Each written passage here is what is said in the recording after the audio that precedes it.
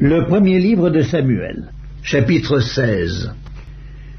L'Éternel dit à Samuel, « Quand cesseras-tu de pleurer sur Saül? Je l'ai rejeté afin qu'il ne règne plus sur Israël. Remplis ta corne d'huile et va. Je t'enverrai chez Isaïe, Bethléemite, car j'ai vu parmi ses fils celui que je désire pour roi. » Samuel dit, « Comment irai-je? Saül l'apprendra et il me tuera. » Et l'Éternel dit, « Tu emmèneras avec toi une génisse, et tu diras, je viens pour offrir un sacrifice à l'Éternel. Tu inviteras Isaïe au sacrifice. Je te ferai connaître ce que tu dois faire, et tu oindras pour moi celui que je te dirai. » Samuel fit ce que l'Éternel avait dit, et il alla à Bethléem.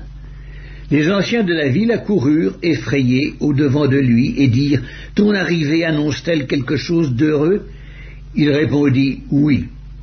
Je viens pour offrir un sacrifice à l'Éternel. Sanctifiez-vous et venez avec moi au sacrifice. » Il fit aussi sanctifier Isaïe et ses fils, et il les invita au sacrifice. Lorsqu'ils entrèrent, il se dit, en voyant Eliab, « Certainement, loin de l'Éternel est ici devant lui. » Et l'Éternel dit à Samuel, « Ne prends point garde à son apparence et à la hauteur de sa taille, car je l'ai rejeté. L'Éternel ne considère pas ce que l'homme considère.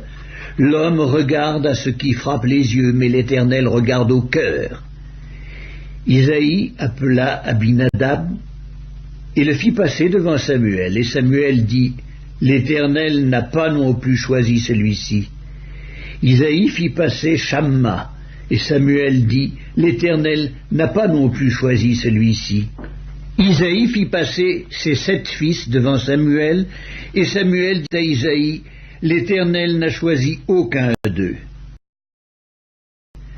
Puis Samuel dit à Isaïe, « Sont cela tous tes fils ?»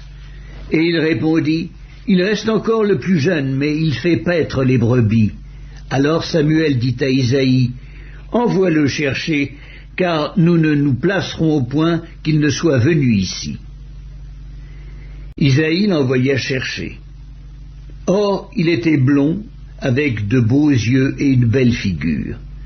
L'Éternel dit à Samuel, « Lève-toi, oins-le, car c'est lui. » Samuel prit la corne d'huile et l'oignit au milieu de ses frères. L'Esprit de l'Éternel saisit David à partir de ce jour et dans la suite. Samuel se leva et s'en alla à Rama. L'Esprit de l'Éternel se retira de Saül, qui fut agité par un mauvais esprit venant de l'Éternel.